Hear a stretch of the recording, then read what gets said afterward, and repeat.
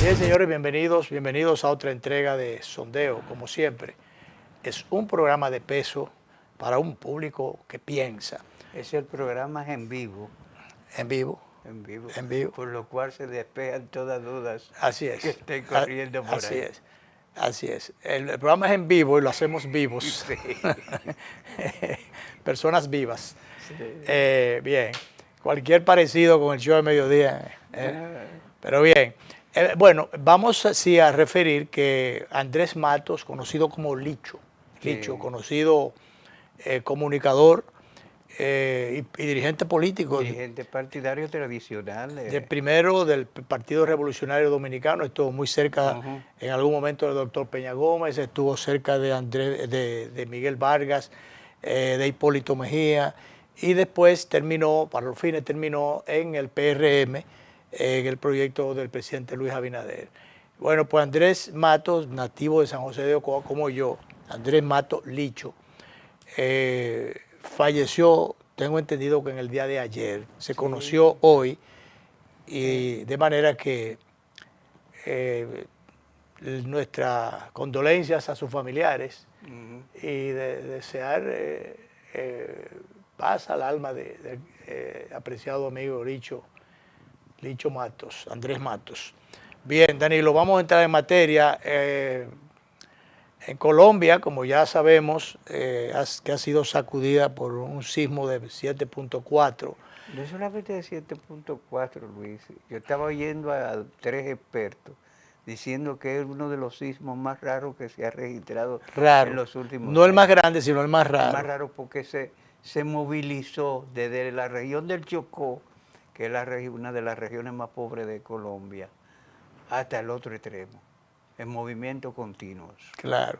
Y como es natural, aunque el epicentro tuvo lugar en Colombia, pero como hay países limítrofes muy cercanos ahí, Hasta en Costa Rica se sintió. pero se sintió hasta en Costa Rica, el caso de Venezuela, que también que hace frontera, y esos otros países colindantes, en la zona, en la región, pues el sacudión se sintió, para los fines fue un sacudión internacional, ¿verdad? Si tú sabes que oí al director del observatorio meteorológico del Instituto Loyola decir que ayer se produjeron 10 pequeños sismos aquí, muy pequeños que no se sintieron Aquí en el país. aquí en el país.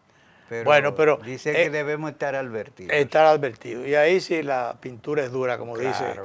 y ya de eso vamos a hablar. Pero en este caso de Colombia, las destrucciones por el sismo plantean serios desafíos, tanto para ese país como para su gobierno, que es recién instalado, apenas a 3 días. Estaba instalado se instaló el día 7 y el día 10 ya, hace par de días, sencillamente recibió sorpresivamente el sacudión de la naturaleza que llevó diríamos, la catástrofe a esa nación, a Colombia, donde ya van por 140 y tantos muertos. 200 y pico. Perdón, 240 y tantos muertos, Sí. 240 y tantos muertos y 1000 y tantos heridos. Y hay muchísimos desaparecidos. Muchísimos desaparecidos. Bueno, 241 muertos, 1300 heridos, numerosos edificios afectados. La emergencia sorprende de la Espriella, el presidente, al inicio de su mandato, apenas 3 días después de instalado. Tú sabes que recién ascendido presidente de la Espriella se juramentó en un campamento militar. Sí. Ese campamento quedó reducido a polvo. ¿Tú te imaginas? Se redujo a polvo. Pero los militares quedarían vivos. No, parece pudieron que salir. No hubo desgracia. Pudieron salir. Que por cierto, tú recuerdas que hubo un forcejeo ahí, Petro decía que mientras él fuera presidente era jefe de los institutos armados.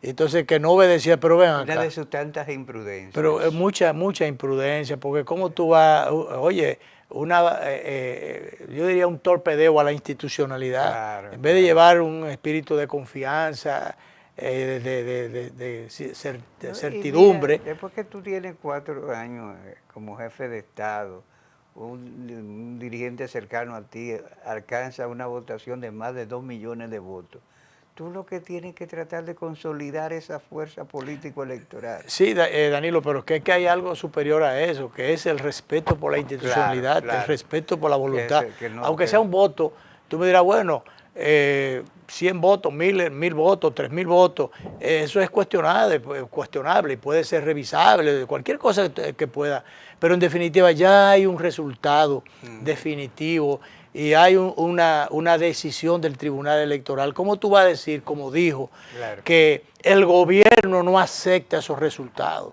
y hablar de que es un gobierno ilegítimo? Tú no puedes poner en tela de juicio o llevar a la fragilidad la institucionalidad de un país, la tranquilidad de una nación, entonces, y a vulnerar eso. Además, tú ves que ya todos los jefes de Estado de los países amigos lo han felicitado.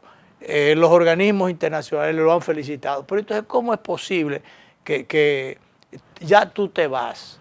Entonces te pones a poner en riesgo, a poner en juego, porque él hablaba de que si desde que saliera de allí tenía que coger el frente, asumir el frente de la oposición, o sea...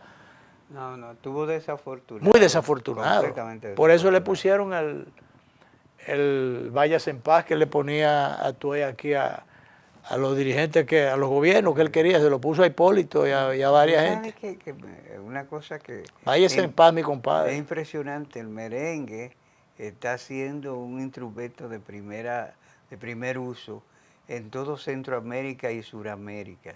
Y en estos procesos, por eso merengue como ese suenan en Colombia. Váyase en paz. Donde aprecia muchísimo el merengue. Bueno, ya que hablaste de merengue, nosotros no somos faranduleros y cosas por el estilo, pero hay que reconocer la proyección que ha tenido esa partecita el merengue de la pieza de Eddie Herrera, que se viralizó, se internacionalizó y se llevó a los últimos rincones del mundo, aquello de ajena, pero tú eres ajena.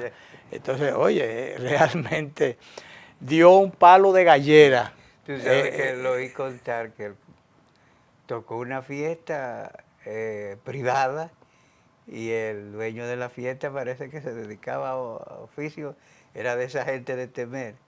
Y a cada rato le decía, viejo Eddie, ajena. Dice Herrera que lo tuvo que cantar 25 veces. 25 veces. Bueno, a lo mejor 24 de esas podía poner entonces, repetirla ya grabado. Pero bien, mira, a propósito de esta destrucción de la naturaleza ocurrida en Colombia, se ha estado manejando el tema con mucha preocupación y con determinada aprehensión, si se quiere, trasladando eso, y uno tiene que cruzar los dedos, como diríamos, trasladando eso a una eventual realidad en República Dominicana, por la falta de supervisión, por la falta de controles que hay aquí, por el relajo que hay aquí con la construcción. Sí. En cualquier sitio, en cualquier cerrito te ponen, o en cualquier rinconcito te levantan un disparate de edificios con muchísimos pisos. Si tú te pones a ver, quieres buscar un ejemplo, tú coges la 6 de noviembre y mira a la izquierda lo que eran los terrenos de la Universidad Autónoma de Santo Domingo. Donde hay un asentamiento ilegal. El famoso Engombe, todos esos terrenos los cogió la gente, se apoderó de eso. En una parte, en áreas más cómodas, le distribuyeron a emplear inmobiliaria, y la UAS le colocó, le vendió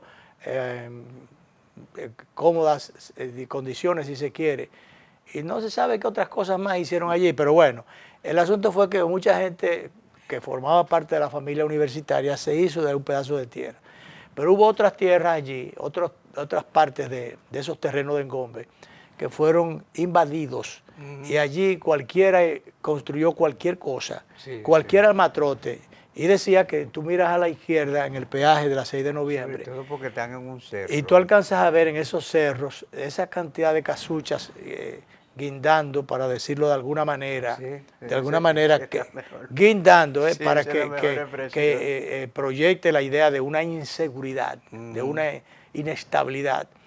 Y realmente, pero eso yo diría que es más pequeño, porque si hay un pequeño derrumbe allí, pudieran ocurrir determinados problemas de cierta envergadura, pero no de la magnitud de, por ejemplo, un edificio de 4 o 5 pisos mal construido, mal estructurado, no elaborado, si se quiere, no levantado por estructuralistas o por especialistas o por gente seria. Eso, si se viene abajo, ni decir. No. Entonces, porque lo primero, si es una pequeña vivienda que está en un cerrito y hay un arrastre de terreno, un deslizamiento Sí. de terreno, bueno, no va a dar muy lejos y no se va a dar tan duro como si se derriba un edificio, que lo primero que lo va a matar son los pedazos de bloque que le van a caer encima. Y le cae encima a otras edificaciones cercanas y las aplasta. Claro. Entonces, aquí en una modalidad última, los ingenieros, nosotros, ni tú ni yo sabemos de eso, pero hay cosas que tú se las deja, se las atribuye al sentido común que le caiga atrás para levantar las sospechas de vida. Justamente el pasado fin de semana conversábamos en la casa, a propósito del cumpleaños de mi nietecito Lucas, con gente que son de una forma u otra conocedores de la materia. Habían entre ellos creo que dos ingenieros específicamente en la familia. Y se hablaba justamente de este tema de los riesgos y de la usanza actual para economizar. Yo diría que para economizar. Sí. Ellos dicen que es para llevarle menos carga al edificio y una serie de cosas, pero han cogido la moda de estar construyendo al estilo de Estados Unidos y otros países. Cuando, en primer lugar, cuando se prende cualquier fosforito o una vela, cualquier cosa, coge fuego la casa entera por el tipo de material con que elaboran levantan estas casas. Y también porque construyen en hierro, pero hierro forrado, yo voy a decir, más que de hierro también, de una especie de flejes, o de un tipo de material muy frágil. Y unas varillas que no son... No varillas, no son varillas ni siquiera, Danilo, no llegan a la categoría de varilla. Es que la forran como con unos flejes. Yo estoy buscando los términos más corrientes, porque así es de corriente, son de corriente esas construcciones. Por ejemplo, detrás de mi casa en la México han estado construyendo un edificio de 4 plantas. Comenzaron con una estructura, unas bases de hierro bastante sólidas. Eso es la base, eso es ok. Pero tú te pones a ver después, y yo veo segundo, tercer piso, y van encaramando, y ya eso va por un 4.º piso. Eso corresponde al Bravo y a la cadena, y al gimnasio, y al gym. Sí, ellos son una corporación que se ha diversificado. Se ha diversificado. Entonces ellos construyeron ahí en los terrenos que eran de la madre el difunto general Nivar Ceja. Ellos están ahí en la cercanía, en esa zona. Bueno, entonces yo veo que eso lo han levantado de ahora para ahorita. ¿Y de qué están forrando eso? Una especie de cartoncillo. Sí. Ese es el forro de eso, con los flejes esos que yo te digo. O sea, yo no creo, que me perdonen los especialistas, pero yo no creo en esa construcción. Que yo no creo. A los legos como que nos cuesta mucho. Algunos de ellos dicen, no, pero eso resiste, pero... De todas esas construcciones que hay en todo el alrededor, de ahí de la Esperilla, la Julia y todo eso de por ahí, ¿sabes lo que yo confío? Yo confío en el edificio de los tres que hay, en uno de los cuales vivo yo, construido en los 12 años del gobierno de Tito Balaguer. ¿Y por qué no decide las construcciones del jefe? En esas se puede creer en claro, todo. Esta no era del jefe, este fue después más para acá del jefe, quien le sustituyó al jefe en la heredad de la época, ¿verdad? El trujillismo sin Trujillo. Entonces, bueno, ¿por qué te digo? Porque ahí no se estaba escatimando chele para ni fundas de blog, ni cemento, ni nada de esas cosas. O sea, realmente había otro criterio. Después, en esas construcciones de ahora, yo no creo. Ahora, las autoridades sí van a tener que creer que muchas de esas cosas no sirven para nada y que debieron ser objeto de una mayor vigilancia, de un mayor control, de una mayor supervisión. Establecer realmente al pie de la letra lo que indica el librito, no lo que indican los ingenieros o arquitectos que lo que quieren es que la obra le dé el mayor beneficio económico. Ampliar los márgenes de beneficio. Exactamente. Hasta lo que a veces tirarlo más de lo adecuado. Porque después cuando estas estructuras se van abajo, se va abajo la vida de mucha gente también. En Colombia, aunque hay, fíjate que ya van 240 y tantos muertos, sin embargo no fue el caso de Venezuela, donde murieron miles de personas. Yo perdí la cuenta, miles de personas, porque allí la construcción tenía otra dimensión, otro criterio muy frágil. Esa misión vivienda dejó mucho que desear. Mucho que desear. Entonces, lo que indica que en Colombia la calidad de la construcción es mejor. Dicho sea de paso, fue un colombiano, un tigre, que empezó vendiendo cadenitas en la calle y ha terminado como multimillonario, amigo de el que construyó los edificios. Sí. Que fue un asunto, un proyecto para construir rápido, meter la mayor cantidad de gente, pero ¿a qué costo finalmente? ¿A qué costo? Bueno, pero en Colombia hay unas, diríamos, unas especificaciones y hay unos mayores controles, hay más seriedad y más calidad en la construcción. Vamos a, director, un video de par de torres que tenemos allí, el tipo de construcción que se hace allí. Por supuesto que esas no son de las que se cayeron, pero bueno, vamos a poner esto como de ejemplo porque eso hay que extrapolarlo a República Dominicana. Ya dicen lo que saben que se está haciendo así, las torres muy modernas, pero el tema está que aquí no ha pasado, felizmente, gracias al Señor, no ha ocurrido un jamaquión, como ha ocurrido en Venezuela, como ocurrió recientemente en Colombia y en otros países del entorno. Entonces, vamos a ver qué manda el librito a decir de Colombia en materia de construcción de grandes torres. Y República Dominicana ya está llena, Santo Domingo es una gran metrópoli. Y Santiago. Y Santiago también. Y ya las pequeñas ciudades también van por ese camino. De manera que hay que poner una mayor atención a la supervisión en la construcción. Tiene que ponerse las pilas el Ministerio de Vivienda, ya eso no corresponde a obras públicas, pero tiene que ponerse las pilas en este sentido para que tanta gente no corra el riesgo que tiene actualmente los que habitan construcciones irresponsablemente levantadas. Vamos a ver este ejemplo de Colombia, director. ¿Por qué unos edificios colapsan y otros no? El secreto para resistir un sismo no es ser rígido, sino flexible. La base de todo, los aisladores sísmicos. Son almohadillas gigantes que separan el edificio del suelo. Igual que tu carro, los edificios usan amortiguadores gigantes para absorber el impacto y frenar el balanceo. El esqueleto debe ser de acero y concreto de altísima calidad, para que se doble un poco sin romperse.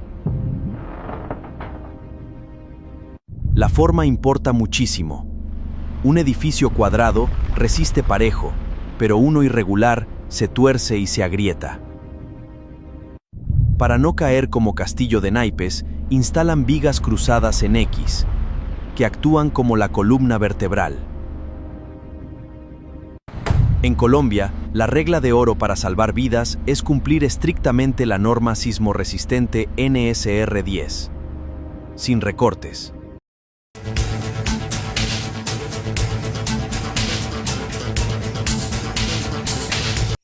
Detrás Detrás de cada logro hay esfuerzos que nadie ve, porque las grandes historias comienzan en silencio. Ronnie soñaba con modernizar la agricultura. Hoy, cada vuelo sobre los campos del Cibao siembra esperanza.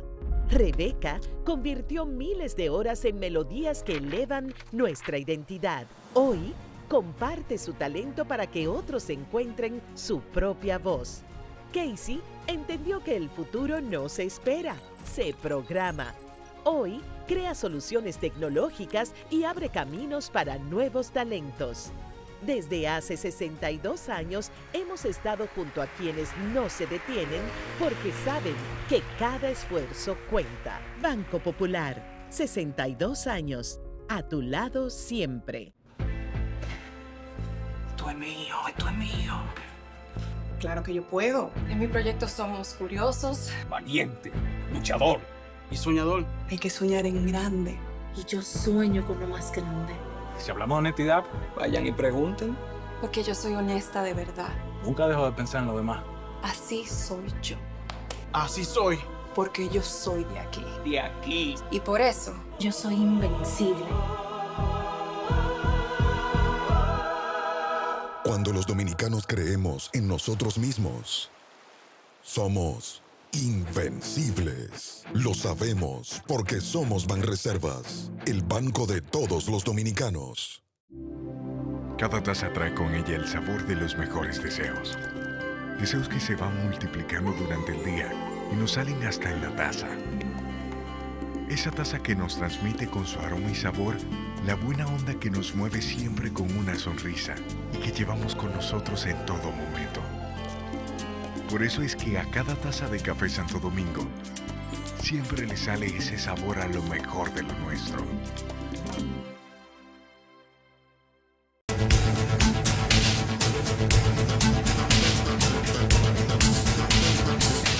Danilo, vi en el día de hoy una información publicada en el Listín Diario que deja mucho que desear porque tiene que ver con una, si se quiere, una desnaturalización de la identidad nacional. Nada más y nada menos que en los libros de texto, los libros que se le están distribuyendo en las escuelas.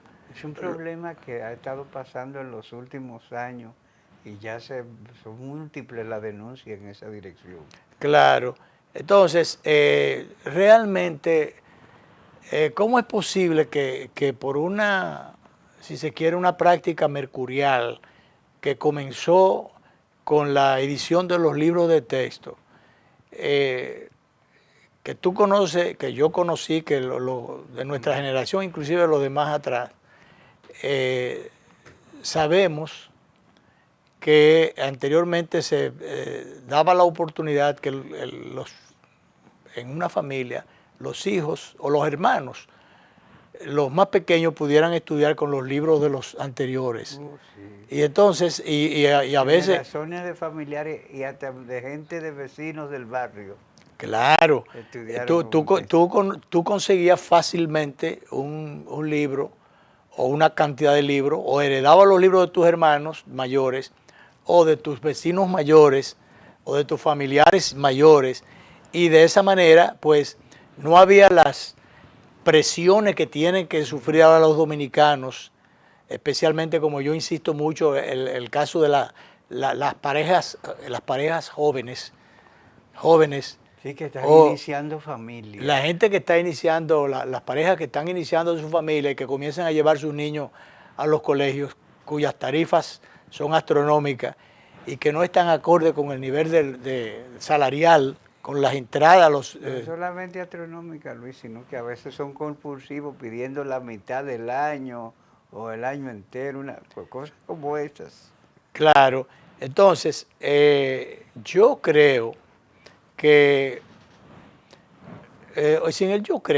yo no sé cómo las autoridades dieron lugar o permitieron, aunque aquí todo se consigue y todo se busca siempre un acotejo, los grupos económicos comienzan a participar de los proyectos políticos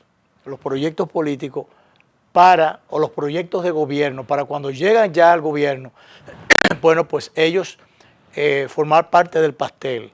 Y viene ya la edición de los libros.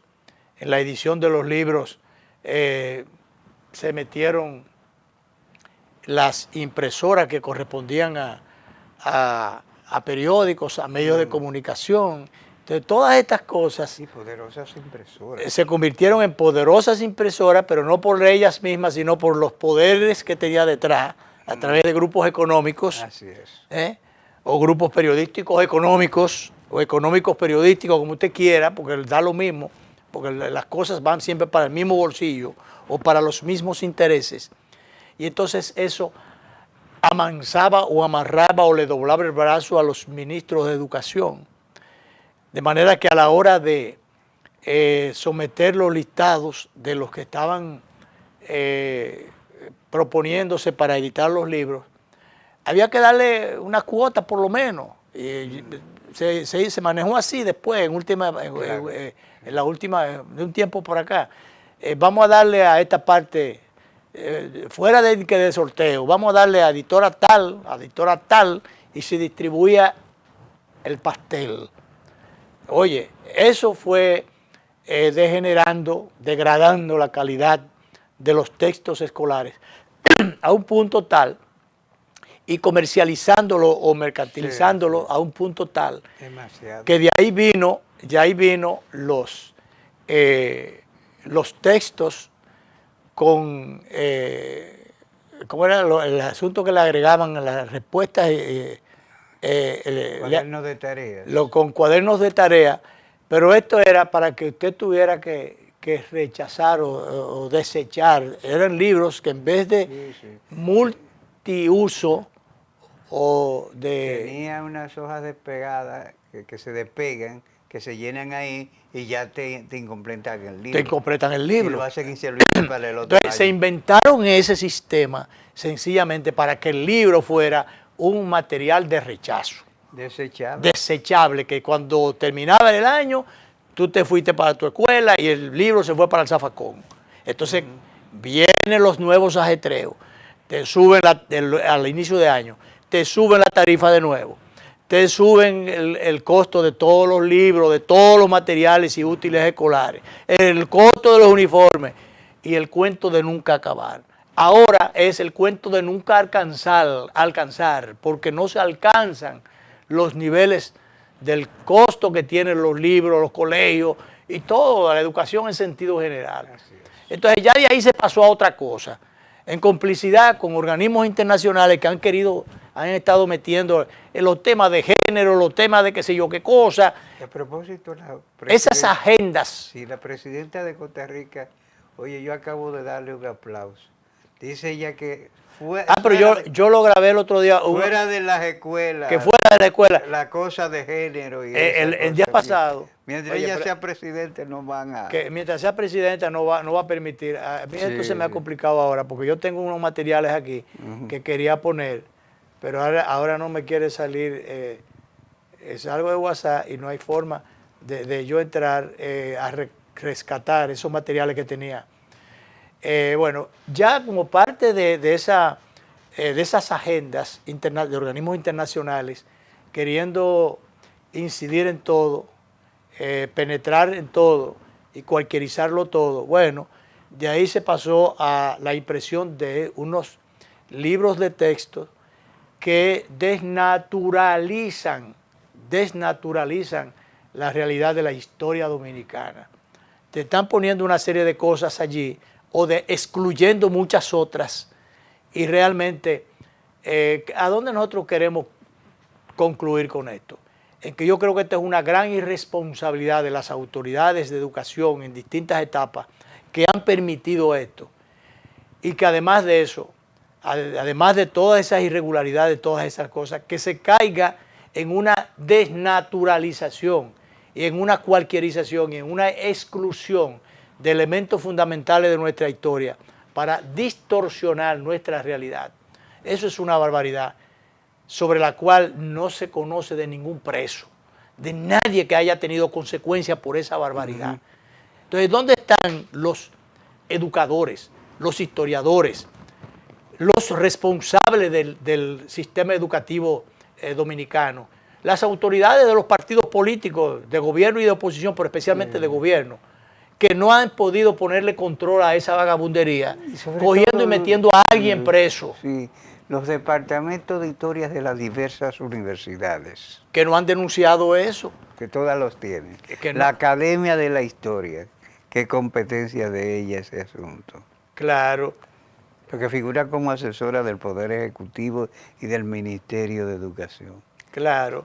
Entonces yo insisto en que eso debió tener alguna consecuencia. Alguien debió, porque alguien fue culpable de esa responsabilidad y de esa complicidad en la que incurrieron, como ocurren siempre, porque en todo siempre hay cómplices quizás para las buenas cosas no las hay, pero para esas vagabunderías, sobre todo si hay dinero de por medio, o si hay temas ideológicos o de género de por medio, aparecen los cómplices, los que se sirven, los que inmediatamente se muestran dispuestos a servir en ese sentido. Entonces, ¿dónde estuvieron, en qué quedaron los que debieron asumir su papel de control, de supervisión y de control para evitar que este tipo de cosas... hay una desnaturalización realmente, que por cierto hay que reconocer que en la actual gestión que encabeza el joven ministro Luis Miguel de Camps, se ha tratado de rescatar algunas cosas de esos valores perdidos.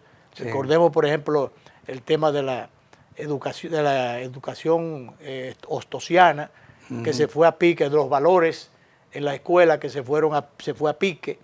Entonces, esas cosas, eso hay que reconocerlo, porque a pesar de Luis Miguel ser una persona joven, es un joven profesional del derecho, no necesariamente un especialista en el área de la educación, pero el ministerio ha tenido otros educadores allí.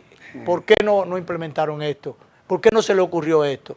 No, entonces, bueno, incluso tuvimos un amigo que se equivocó contratando a unos mexicanos para hacer libros de historia dominicana, donde metieron muchísimas cosas de contrabando allí. Sí, desafortunadas, que hubo que desechar esos textos a toda prisa. Sí, desecharon eso, pero yo no sé después de dónde vinieron los otros. Han venido peores. O sea, después de eso han venido peores. Entonces, hay unas complicidades allí porque se supone que educación debe tener algunos asesores o algunos filtros que se encarguen de corregir estas cosas, de echarle mano que cuando quieran sorprender en la buena fe a las autoridades y a los gobiernos, porque hablo más de un gobierno porque esto no es de ahora, es que el aspecto mercurial y de tendencia de organismos que siempre quieren meter la nariz en todo y doblegarnos todo, trastocarlo todo y realmente ¿dónde están los asesores? ¿Dónde están los veedores que deben ver las cosas correctamente y cuando detectan que son incorrectas, entonces denunciarlas y que hayan los mecanismos de sanción, que el que incurra en este tipo de cosas tenga sus consecuencias, pero no se sabe de nadie que cosas que son carísimas, que le cuestan muchísimo al Estado, al Estado dominicano, le cuestan muchísimo dinero para dañar, no para resolver. Un punto también positivo dentro de todas esas cosas negativas que hay que resaltar, subrayar de nuevo, en algún momento se ha hecho, pero volverlo a hacer, es que los colegios han estado asumiendo con seriedad el tema del control del uso de los celulares o el no uso de los celulares en los colegios, en las escuelas públicas. Por lo menos en las aulas lo deben permitir. Porque muchas veces se alega que no, que tal cosa, por suerte que no han alegado y han llevado una instancia ante el Tribunal Constitucional, la libre telefonía, por ejemplo, se me ocurre a mí. Ya en Francia y en varios lugares de Europa están prohibidos, Japón lo ha prohibido. Claro, entonces aquí se prohibió en las escuelas, que lo que digo es que suerte que no han llevado un recurso de amparo, qué sé yo, para quejarse de que en los colegios privados, como privado al fin, debería permitirse que los celulares, que los muchachos lleven celulares. Educación prohibió eso, en la educación pública y en la educación privada. Que los colegios son negocios, sí son negocios, pero algunos tienen determinado Dada criterio la materia que manejan, deben tener ciertos parámetros éticos. que tienen que ser supervisados y controlados por el Estado. Claro que Y el Estado no puede renunciar, No. puede renunciar a ello. Entonces aquí dice que los colegios asumen ya el control del uso de los celulares. A 2 semanas de vencer el plazo fijado por Educación, varios colegios ya restringieron el uso de celulares en las clases, mientras las escuelas públicas consultadas aún preparan su protocolo. O sea que la escuela pública todavía está preparando el protocolo. Entonces yo no entiendo. Tú sabes que en Francia y Japón y otros lugares, para tú usar un celular y ahora en estos momentos, después que se emitieron las posiciones, debe pasar de los 17 años. Pero claro. Porque Es se ha comprobado que intoxica a la un juventud. elemento de embrutecimiento Sí. que crea realmente su vicio. Ujú. Y es verdad, ya esto se ha convertido en un instrumento. Yo que en principio me negaba cuando era Sí, una matrote yo grandísimo. duré tiempo sin Yo querer duré usar. tiempo para poderme adaptar, ubicar y enrolar en la corriente de la telefonía.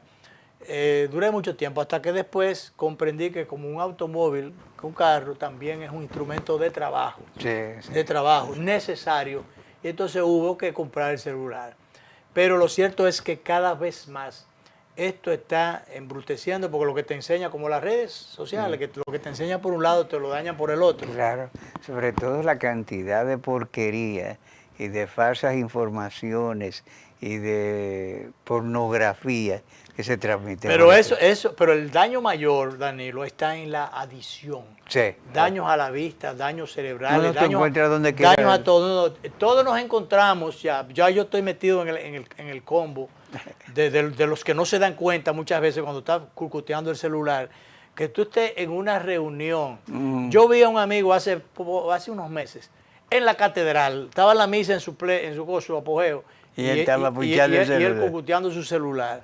Comunicador por demás, un amigo, un colega, cucuteando su celular. Digo, mira, yo me lo echo en el bolsillo para no tenerlo en la mano, porque que tú lo tienes en la mano, mecánicamente, automáticamente lo está cucuteando, está mirando. Tenía presencia física, pero él estaba ausente del oficio religioso. Claro, él estaba en el mundo del celular. Entonces, eso se ha visto que ya están los especialistas dando sus veredictos en esa, o haciendo sus advertencias en ese sentido.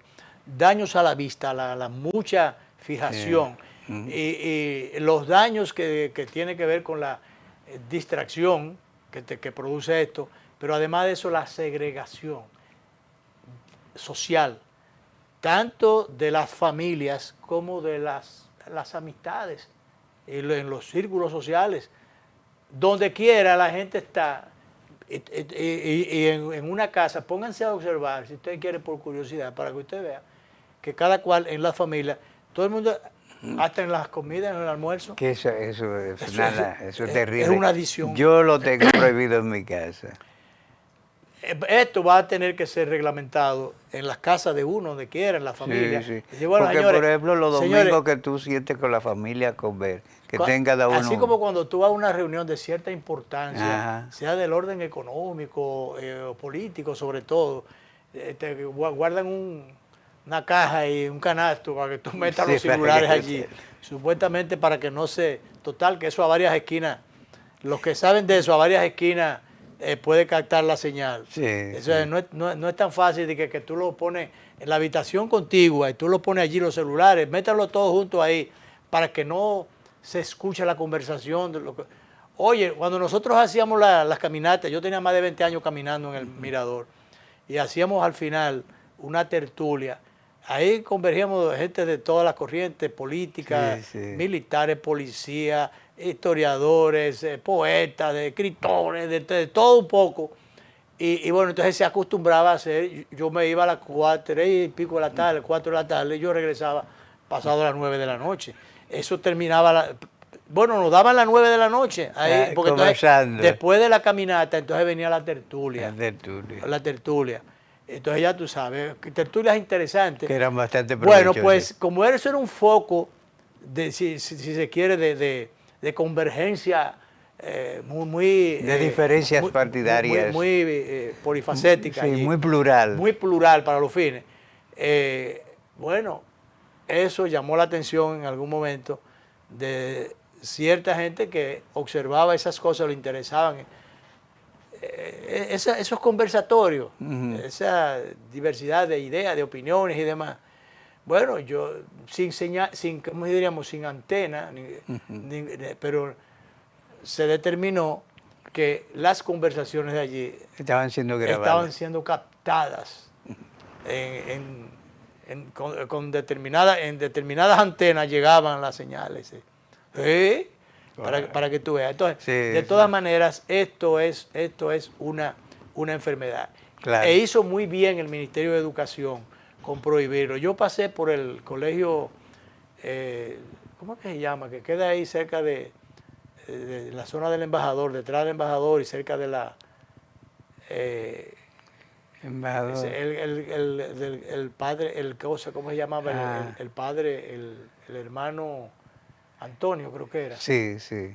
El colegio San Juan Bautista. San Juan Bautista. Yo pasé hace poco por ahí. Danilo, en la puerta, en cada una de las puertas del colegio, de la verja, está prohibido el uso de celular. Yo no sé, ese colegio tuvo el litis porque la iglesia entiende que ese colegio de la iglesia, donde un sacerdote, se tuvo el cuidado del sacerdote, pero los familiares entienden que el colegio los familiares del hermano Antonio. Del hermano Antonio. Bueno, pues lo que quería resaltar de eso es que ahí estudió mi hija mayor.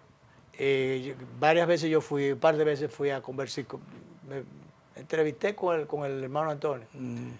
Muy agradable, muy interesante, el padre, ya falleció. Sí, que voló el voto de castidad y tiene hijos. ¿Tiene hijos? Sí. No sabía de esa. Sí, pero eso es lo que están pidiendo el colegio. Oh, ok, la herencia. Sí. Bueno, pero eso se sabe que... Bueno, de todas maneras, yo quería resaltar eso. Vi que en el colegio estaba ese letrero. Yo espero que esté en los otros colegios también. Ojalá den todos los colegios. Y escuelas. De la acera de los colegios y de las escuelas no pasen los celulares. Que de ahí hacia adentro no pasen. Entonces, eso es muy bien. Pues es una advertencia a los muchachos para que no aleguen ignorancia y a los padres que los van a llevar o los envían, sepan que si algún muchacho se va con su celular, pues realmente tiene que devolverlo, porque de ahí para adentro no puede. Sí. Esa es una buena medida. Vamos, director, con la última pausa.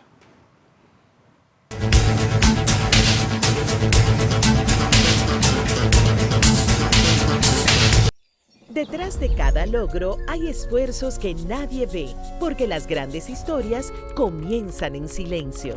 Ronnie soñaba con modernizar la agricultura. Hoy, cada vuelo sobre los campos del Cibao siembra esperanza.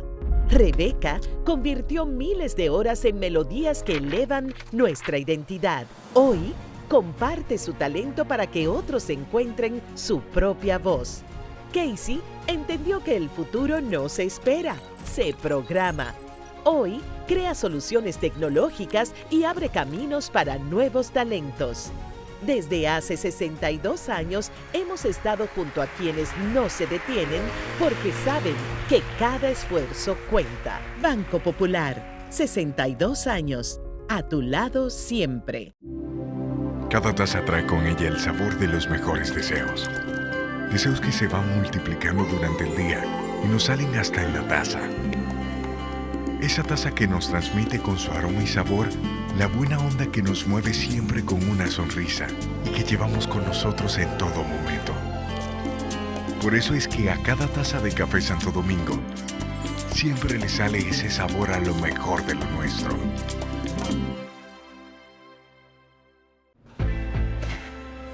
Esto es mío, esto es mío. Claro que yo puedo. En mi proyecto somos curiosos, Valiente, luchador y soñador. Hay que soñar en grande. Y yo sueño con lo más grande. Si hablamos de honestidad, vayan y pregunten. porque yo soy honesta de verdad. Nunca dejo de pensar en lo demás. Así soy yo. Así soy. Porque yo soy de aquí. De aquí. Y por eso, Yo soy invencible. Cuando los dominicanos creemos en nosotros mismos, somos invencibles. Lo sabemos porque somos Banreservas, el banco de todos los dominicanos.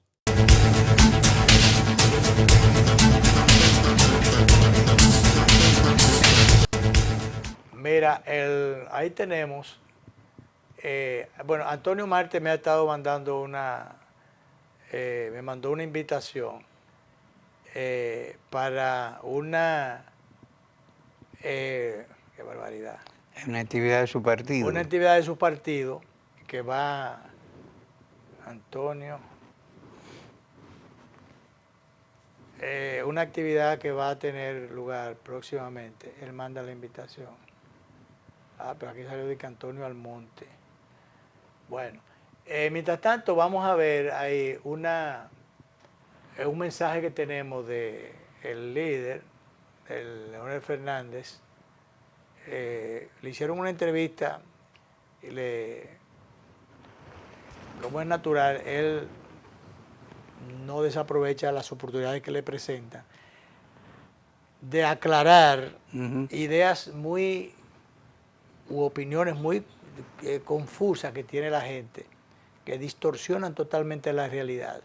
Él tiene su propia experiencia y diríamos opinión de cada caso. Hay momentos en que alguna gente le ha preguntado, pero presidente, una de las cosas que le han preguntado, bueno, pero ¿qué usted va a hacer que usted no hiciera en su gobierno? Muchísimas cosas que quedaron pendientes. Claro. Que las circunstancias no permitieron. Y nuevos problemas que se han presentado. Exacto. Él tiene una visión bastante amplia de lo que es el desarrollo, la transformación que debe hacerse aquí. Es un hombre más experimentado. En una proyección que se hizo hasta el 2040. No con la idea de que se piense que él va a gobernar o quiere gobernar hasta el 40, sino una proyección de la transformación que hay que hacer aquí. Son los efectivos planes quinquenales que han hecho a China grande. Claro. Entonces, vistas las cosas a largo plazo. Entonces, se ha visto que los que han estado criticando muchísimas veces de manera alegre, tanto al presidente Fernández como tal, como a sus planes de gobierno, a sus ideas de manejo de la cosa pública, sencillamente él ha dejado que el tiempo pase para que sea el tiempo el que dé la razón. Como dice el bolero, que el agua se aclare sola. Que el agua se aclare sola al paso de la corriente. Pero, sin embargo, como le preguntaron en algún momento a Susana Gotró, que le dijo, presidente, pero usted no aclaró el asunto ese, tanto de ahí de la autopista de Samaná, como del asunto de Odebrecht, una serie de cosas. Y de la minera. Y de la minera, de que era una desproporción de qué sé yo cuánto, porque, o sea, una desinformación de la venta de las empresas que no fue tales. Por ejemplo, en el caso de las empresas de Corde, pero no habían tales empresas. Esa empresa no existía. Habían unas nóminas, gentes en una nómina pegada de esa nómina que tenía el Estado que buscar esos recursos todos los meses para pagar esa nómina. Pero las empresas no eran tales. No existían. No existían. La fábrica de clavos ni clices. No, eso no existía, nada de eso. Entonces, habían 2 o 3 que eran empresas que funcionaban y entonces se capitalizaron, se le inyectaron los recursos. Todo el caso de Molinos Dominicanos, Molinos de qué sé yo dónde, y 2 o 3 empresas que sencillamente pudieron ser y son rentables y capitalizables. Entonces, ahora claro, los ingenios, bueno, con los ingenios del CEA, se metieron muchos vivos que no sabían de eso, y después que se metieron, pues, pusieron al Estado a perder más dinero y después lo entregaron. Comprendieron que no sabían nada. Claro. Entonces, le echaron muchísimas culpas al presidente Fernández de cosas que él no manejó. Incluso tú y yo sabemos, como alguna gente por ahí sabe también, que en los ejercicios especialmente los 2 primeros periodos de los gobiernos del presidente Fernández, hubo cosas que él no manejó, que hubo gente, si se quiere, poder detrás del trono, que manejaron situaciones Manejaron las situaciones y después, como ellos conocían lo que habían hecho, cosas que ellos hicieron, se le imputaron a él y la criticaron entonces. Claro. Entonces ahí, poder detrás del trono, diríamos, gente que estuvo manejando desde adentro su propio proyecto, o diríamos, alando brasa para su propio horno. Entonces, hubo travesuras, inclusive, que se hicieron, de las cuales el doctor Fernández no conoció, que otros fueron los responsables. Aunque, como él era el cabeza del gobierno, lo bueno o lo malo, sobre todo lo malo, se le pegaba sin necesidad de tener culpa directa. Vamos a ver en una conversación que tuvo con una periodista algunas de estas ideas planteadas por el expresidente Fernández. ¿Cuál ha sido de repente ese momento donde dijo, ya no sé si continuar con esto, donde casi estuvo a punto de rendirse? ¿Y qué lo mantuvo de pie? Sí, la vida nunca es lineal, ni nunca es ascendente. Usted vive en medio de altibajos. O sea, tiene momentos de gloria, momentos de triunfo, momentos de éxitos y momentos de derrotas. Y claro, las derrotas siempre son amargas. Pero nunca se puede perder el rumbo. En el tiempo las cosas toman de nuevo su normalidad. Lo que usted tiene que ser consistente con su forma de pensar, con su forma de proceder. Porque no he sido exitoso en este momento no quiere decir que estoy equivocado. Son lecciones que se aprenden, cómo corrijo algunas cosas para mejorar lo que hacemos. Y siempre así, o sea, nunca de manera tal que usted sienta que estoy destrozado, que estoy destruido, que estoy arruinado, que no puedo más, nunca. Eso nunca ha pasado por mi cabeza. Excelente. Siempre es la dedicación, el trabajo, ¿no? Planificación, tienes que planificar lo que haces, rodearte de buena gente, porque todo siempre es un equipo, nunca es la individualidad. Eso me gusta. Y entonces darle orientación a tu equipo, respetar a los integrantes de tu equipo, hacerles ver que ellos forman parte de una tarea importante que se va a hacer de manera conjunta. Y pienso que es eso, todo es un equipo. Nunca lo que yo he hecho ha sido individual. Decía ahorita que Antonio Marte, el senador, me estaba invitando para, dice él, el partido primero la gente. Cualquiera pensaría que él ya no tiene el partido, pero sí, él sigue en su partido. Me invita al primer congreso extraordinario, doctor José Francisco Peña Gómez, encabezado por su presidente Antonio Marte. Antonio Marte me mandó una invitación especial. Esto es el domingo 30 de agosto, a las 10 de la mañana, en el Coliseo de Boxeo Carlos Teo Cruz, Avenida Tiradentes, en Sánchez La Fe, en el Distrito Nacional. Él me dice que quería hacerme llegar por esta vía la invitación. Para mí sería un honor, bueno, para mí también estar por allí, ojalá podamos estar. Ya repito que esto es el día 30, a las 10 de la mañana, en el Coliseo Teo Cruz. Vamos a ver con qué viene esta organización que preside Antonio Marte, senador por el Distrito Nacional, que a propósito de senadores y también de Cámara de Diputados, ya la Comisión Ejecutiva o Política del Partido de Gobierno, pues determinó... Zanjó esas diferencias. Zanjó las diferencias, sí, pero la parte de la legislación, el bufete directivo, había muchísima gente aspirando allí. Había 16 senadores que estaban levantiscos. Levantiscos y tenían ya su candidato para los fines. Le iban a armar a la fiesta a Ricardo de los Santos, el presidente del Senado. Alfredo Pacheco no tiene problema, ya de antemano también se pensaba que él iba a repetir allí. Pero se decidió que por un año más deben quedarse allí. Se le prometió a... ¿Cómo es que se llama el senador? El que aspiraba, el que más cerquita. A Julito Furcal, que es de Baní, lo pusieron como vicepresidente del Senado. Y entonces, ay Dios. Un senador de ascendencia libanesa. Entonces, el que ya tenía todo el tinglado amarrado para la presidencia, entonces lo que hicieron fue que le dieron un voto un premio de consolación,